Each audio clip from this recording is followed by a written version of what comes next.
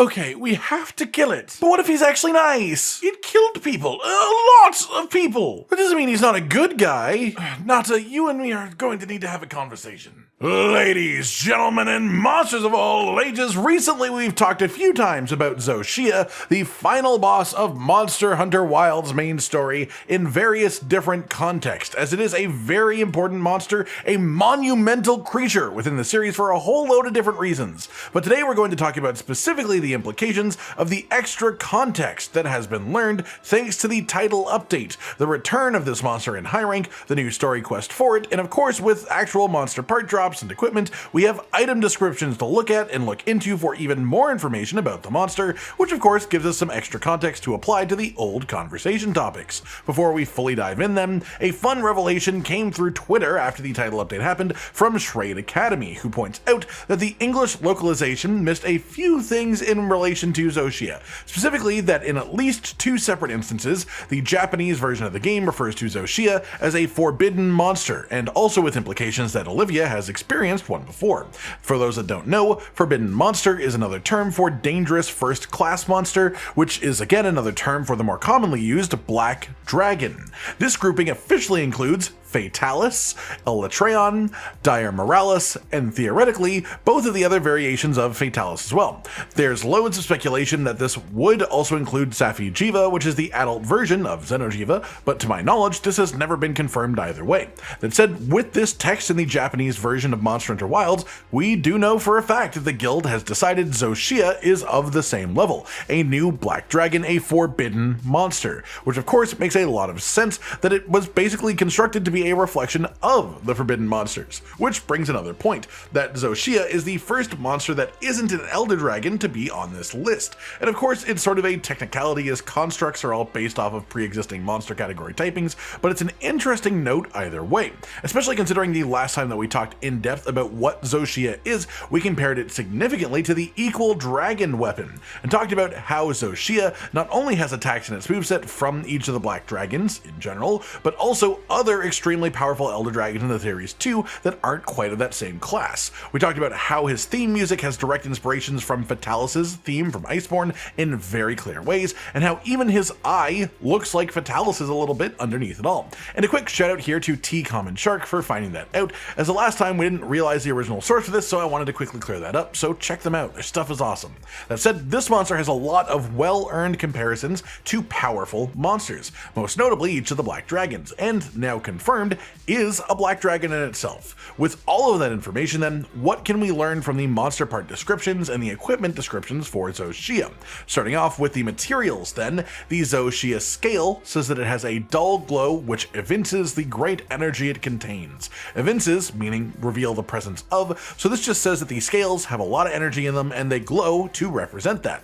Then the layer shell, the coiled nature, looks as though it protects as much as it constricts, and this sort of plays to the duality nature of the monster, which is also quite clear in the armor when you look at it, the sort of dichotomy of the angel and the devil, the good and the bad, protect or constrict. And I believe the idea of this description specifically is saying that the shell, the white shell that surrounds it, both protects Zoh Shia and prevents it from using its full power. And with all the implications that Zoh Shia was the downfall of the ancient civilization of these lands, perhaps the constricting was an attempt to control the monster, and the fall of the civilization was when it broke free from this control. But that's just pure speculation, so take it with a grain of salt.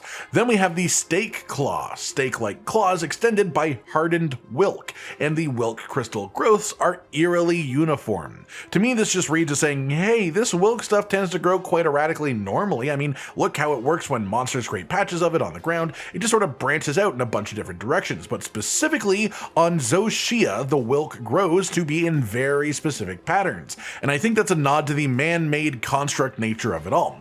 Then we have the crystal horn as well, a crystal-coated horn, heavy and wedge-like, as though it were used to seal something. Now that is very interesting, is it not? The horn itself specifically refers to the part that you break off in Fallen mode, not the crystallized head, so this is the proper twisted dragon horn.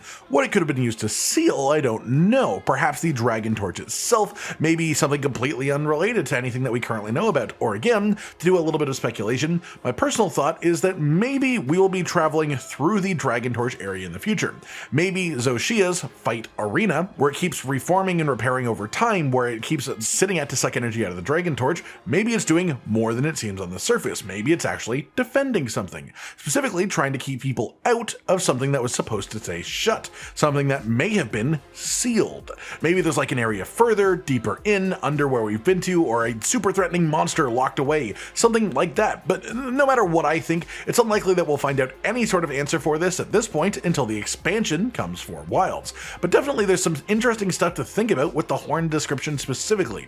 Then we have the tail, and this one is a bit interesting but not too crazy. The tail is covered in crystals, and the crystals continue to grow even after the tail is severed. We know that the crystal shell is a regenerative shell that serves to repair what is underneath, but the implication of this specifically to me is that the crystal works entirely of its own volition. The crystal doesn't exist because Zoh Shia is alive to carry it. It's not like an extension of Zoh Shia. It will always try to do what it tries to do because the crystal has its own goals. Zoh Shia just happens to also be there. This makes me consider if this is some sort of symbiotic relationship between the Wilk and Zoh Shia. Maybe the Wilk will be revealed to be some sort of parasitic type deal that actually generates resources from Zoh Shia, or maybe it's just a substance that grows endlessly as if it has an endless energy source, regardless of what it actually is attached to. Then we have the black ember mass as a part, a small swollen mass from the inside of the monster, which pulses with an alien-like quality. This is an absolutely non-specific bit of text, and calling it alien-like is very odd for Monster Hunter, especially as the most alien-like creature that we've had in the past was safi'jiiva, whose parts didn't mention the word alien in the slightest, even despite that. But this is a very odd choice of words, and I'm going to choose not to dig too far into it, as it would be really easy to go off the deep end with the term alien-like, but suffice it to say, this choice of words leaves a lot to the imagination and hopefully could lead to more things in the future. Then we have the white gleam orb, the gem, which is an inorganic orb from inside Zoh Shia. Something wriggles deep within its elaborate design.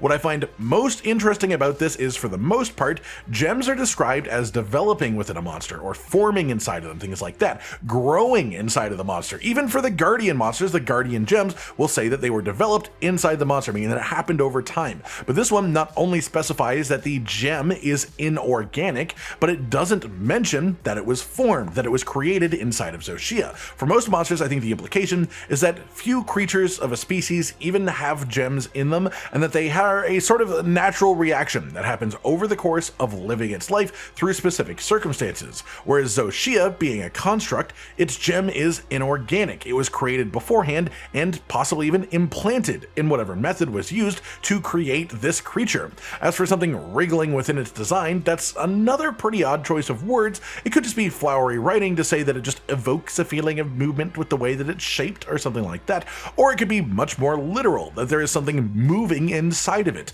perhaps something living inside, even if it isn't living in the literal sense and is in fact another artificial being. Maybe something related to the Wilk. Maybe that's why it has this full shell of Wilk crystallized around it not just once but repeatedly in an effort to keep it healthy and keep it from unleashing its full power. Perhaps it's something that has been put inside of it by the people that made it. Overall, I find this very interesting, but it does bring up more questions than it answers, really, and the best that we can do is speculate potential meanings. Next up, we have the armor set descriptions, and while there are male and female armor sets, alpha and beta armor sets, all of the helmets have the same description, all of the chests have the same description, so on and so forth. Each piece says that it is imbued with Zoh Shia's soul, which again I find to be a very interesting choice of words. In all likelihood, this is just flowery wording to say it's made with its parts, and so it has some of its power within it, but the use of the word soul does two very interesting things. First, it sort of ties us back to the angel and demon dichotomy and the mixed aesthetic of the monster between these two concepts in general, a soul being pulled back and forth between good and evil. But secondarily, beyond of course accepting that souls are a thing that could exist in the Monster Hunter universe, if we were to assume that hunters have souls and that monsters have souls, I find it interesting to note very specifically from the people that made the item description that a construct monster, an artificial monster, one that never truly was alive in that sense, had a soul. Not sure that there's anything that we can directly take from that, really, but again, an interesting thing to think about for sure.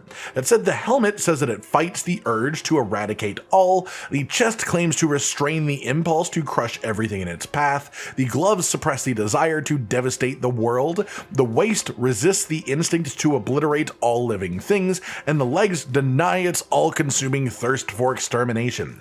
A more grounded understanding of these item descriptions, this text is that Zoh Shia is a creature with a tortured existence. It knows nothing but pain. It was brought into this world to be a weapon, locked up in a hole, and then forced to endlessly regenerate whether it wants to or not. A creature that wants nothing more than to destroy and cause pain on its way out the door and to exit this world. And this quote-unquote soul is responsible for stopping it. And part of me thinks this might relate back to the material description for the gem and about the wilk perfectly glowing at the end of the claws too. Perhaps it's less of a soul than some sort of genetically engineered inorganic organ that keeps it in check, that keeps the wilk growing on it in a specific pattern and keeps it from going absolutely berserk and having access to its full power, which is why it gets so much more of its moveset in phase 2 and phase 3 of the fight as we injure it, as we remove the crystallization and push the monster to its limits. The monster was a construct created to protect from the most powerful dragons, but if it was always at its full power level, if it was always at a point where it can contest those, then that would of course make it a great danger to its creators. So a logical failsafe would be some sort of restraint that only comes off when it's already facing something of equal power, a shell that contains its most destructive impulses until they are needed. Not an equal dragon weapon in the terms that it is a weapon meant to equal any dragon at any time, so much as a weapon that is meant to be the equal of the dragon it is actively fighting. But this also pretty directly relates to fatalis armor in the old legend that wearing fatalis armor will make a hunter slowly turn into a fatalis. This was never actually confirmed lore, more just like a myth at best, a rumor or a scary tale that you tell children, but it definitely relates to these item descriptions as well. Almost like there are bits of an actual fatalis inside of these Zoh Shia bits that we use to make the monster, and it just sort of happens to be mixed with some sort of other monster's bits as well to try and keep it restrained and held back. Then we have the weapons, and these tell us less the monster itself and just the themes that developers were after, especially as this includes the names of the weapons more than anything. Each weapon is named after an angel. The sword and shield is Mikal, which is Michael. The hammer Uria is likely Uriel, lance Sital, Sitael, and so on and so forth. Again, this just fully making the connection to angels and demons, and together it sets up this idea of a creature that was created to protect the ancient civilization within the Forbidden Lands, an angelic force for good, which then was corrupted, turned into a demon, a force for destruction. Overall, Monster Hunter lore leaves a lot up to speculation, and in this specific case, I choose to take all of this information to mean that Zoh Shia is a bit more directly derived and inspired from Fatalis specifically, because while it has moves from various other powerful Monster Hunter creatures, in the end, it is definitely more reminiscent of Fatalis than anything else. And perhaps this is all leading up to some sort of big climactic reveal and an expansion. Maybe we'll get the return of Old Fatalis or White Fatalis, whatever you want to call him, the sort of angel to regular Fatalis's devil. That just about does it for today then, everyone. I just wanted to dive into all of the new lore context that we've gotten surrounding Zoh Shia since Title Update 1. It's a lot of loose ends and a lot of it is left open to interpretation, so again, don't take any of my word as gospel here, but this is everything new that we know for sure, my thoughts and conclusions from it all, the speculation that I've got based on what we know for sure. I hope you've all enjoyed this then, and of course, let me know your own thoughts on any of this down in the comments below. Like if you liked the video, subscribe and hit the notification bell for more, and most importantly, ladies and gentlemen, until next time, stay sweet. Josh, Cotton, and Hollow with the videos, dropping the humor like a hammer on your tippy toes, bringing entertainment on a daily arrangement to take our insanity and turn it into entertainment. Yes, I said entertainment twice, to reiterate that it is nice to look into your faces on a mostly daily basis when you let us in your homes to make the whole world a stage. Goodbye.